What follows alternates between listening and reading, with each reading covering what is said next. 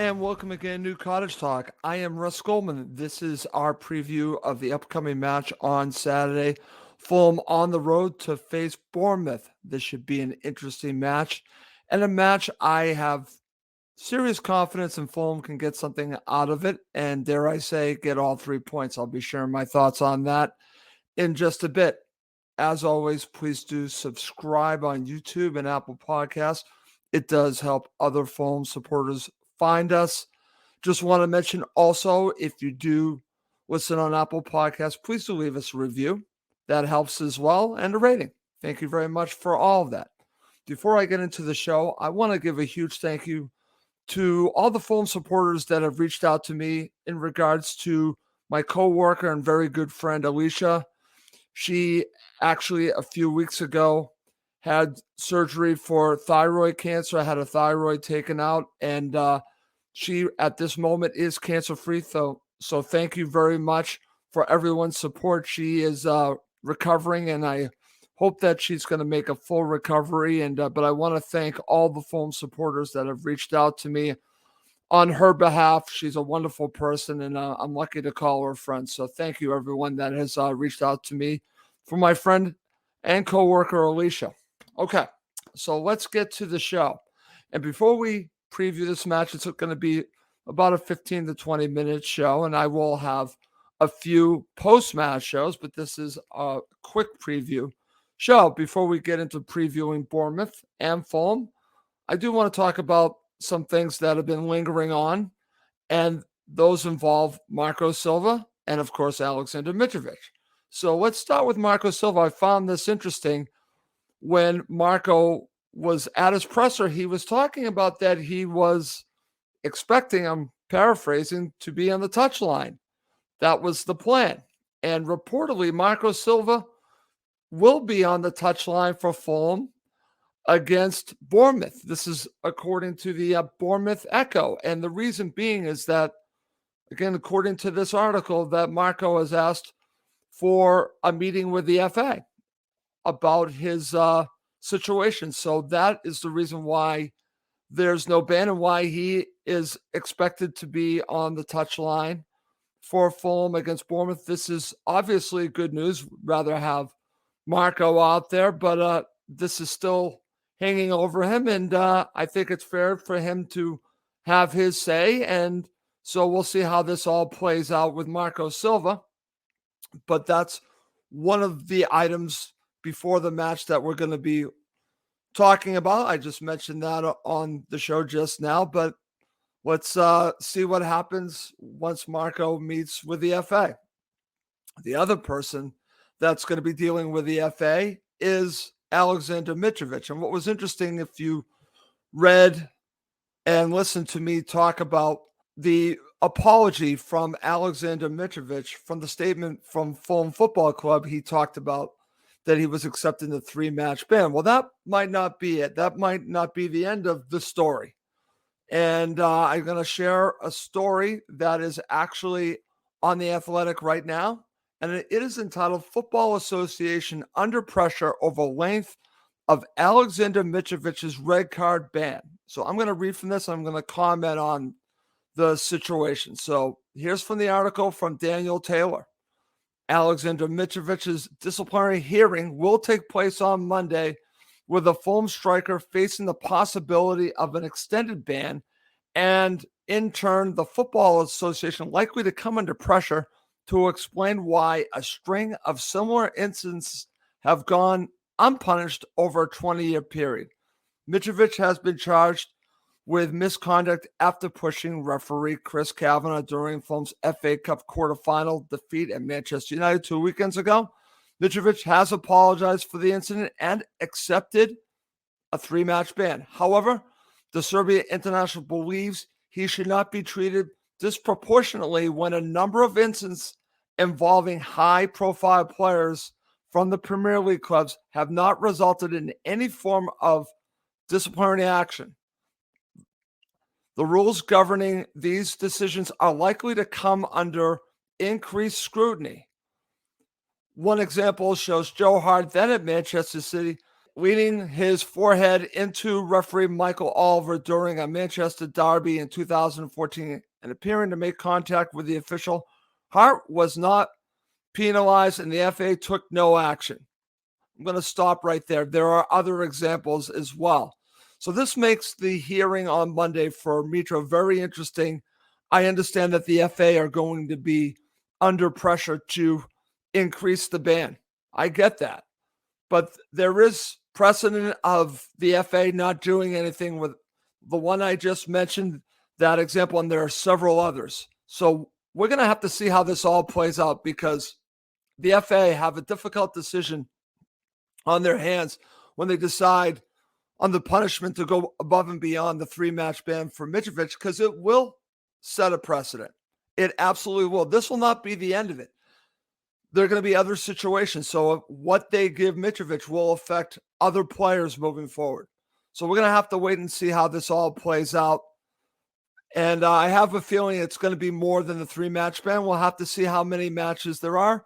But their decision, the FA's decision, will affect the Premier League possibly for years to come when it comes to disciplinary actions, when it comes to players dealing with the referee. So this is going to be an interesting situation on Monday, and I will comment on that once we find out how many matches Alexander Mitrovic ultimately gets for his actions at Old Trafford. Right now, it sits at 3. It could be more. Okay. So let's move on. That's now talking about what's lingering with Fulham, with Mitrovic and Silva. But let's talk about the match, and let's talk about Bournemouth. And I have nothing against Bournemouth. Let's just say that. I didn't like, obviously, the time that Scott Parker was there, but before then, I had no issues with Bournemouth, and they kind of went through the same thing we've gone through. I feel like Bournemouth and Fulham are more similar than they are different. Small clubs fighting to stay in the Premier League. Fulham are going to be in the Premier League. We're going to have to see what happens with Bournemouth. But I will say this. I do like their supporters. They have some wonderful podcasts, some wonderful videos. Big shout out to Back of the Net. They do a wonderful job. So there's a part of me that wants Bournemouth to stay in the league because of the guys I've actually interacted with Back of the Net.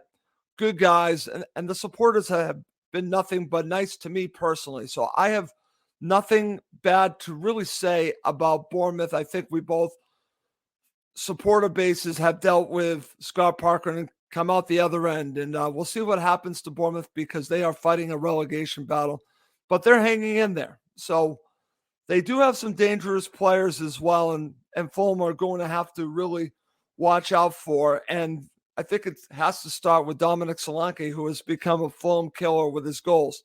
But it's not just him. Billing is another dangerous player. Tavernier, if he's fit to play, is a player to watch out for.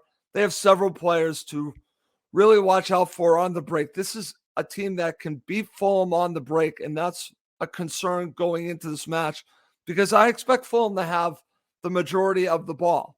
But that doesn't mean that they're going to be in control of the game because this team can be dangerous when they are breaking against Fulham. So this is a concern. They do have a good amount of pace. I just talked about Solanke and Billing, and those are two players that actually concern me in this match. We'll see what happens. So let's move on, and let's talk about key players for Fulham in this match. And when I look at it, I expect Fulham to play a 4-2-3-1, matching up against this team. And I think it's vital for Fulham to get control of the match and really just take it to Bournemouth. So I'm looking at two central midfielders as being key in this match. I think this is where the match is going to be won or lost.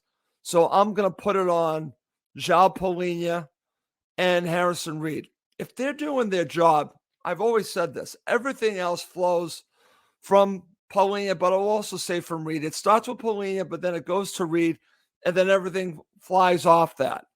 If they're doing their job and they can open up the play down the wings, and that's where Fulham want to be. They want to get their fullbacks barnstorming forward and then setting up their wingers.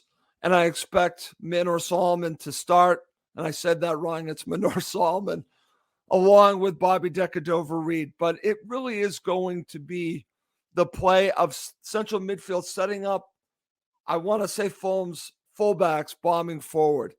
And a difference in this match from the first time that they played, Kenny Tete should be playing in this match to go along with Anthony Robinson. In the last matchup, you had Bobby Decordova-Reid playing. So that's one difference in this match. Obviously, Alexander Mitrovic played against Bournemouth. He will not be in this match, and I expected Carlos Vinicius to be playing for him.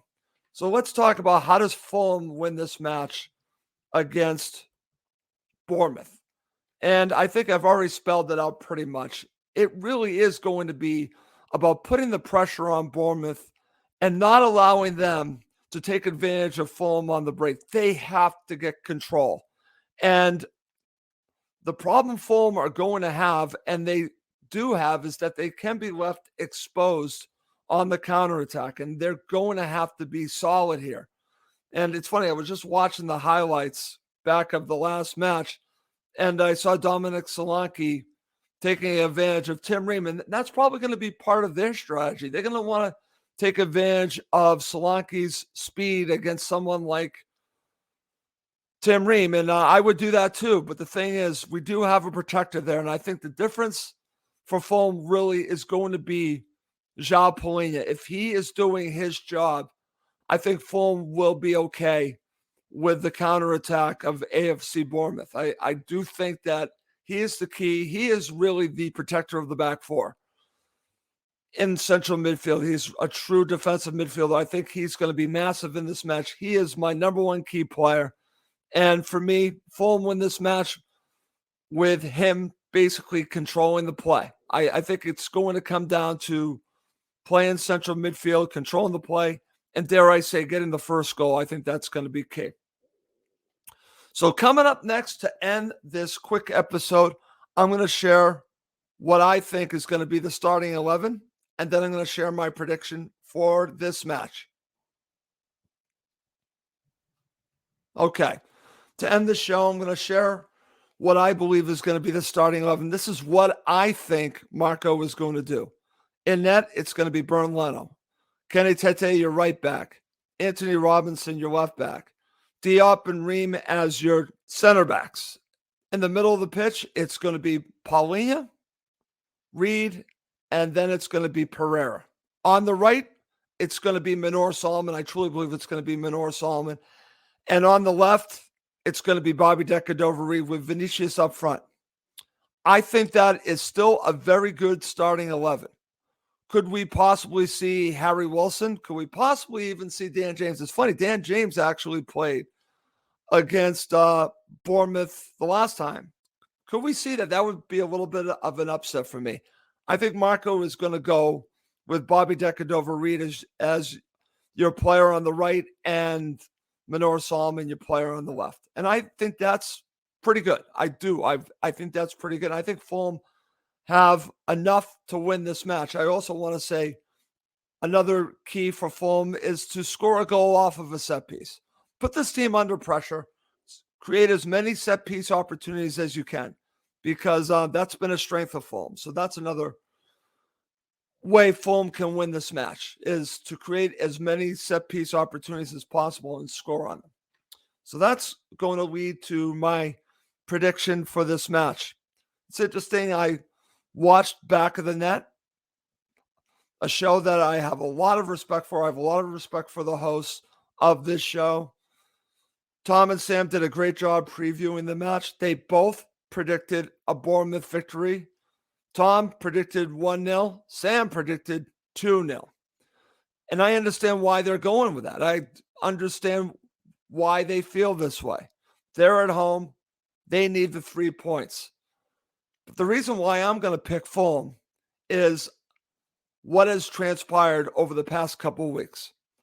Fulham, I think, are going to come together and are going to win several matches, partially because of this us versus them mentality that I think they are going to get from that match at Old Trafford. From all that happened, I think that is going to bring this team together. I've seen it with other teams that I follow.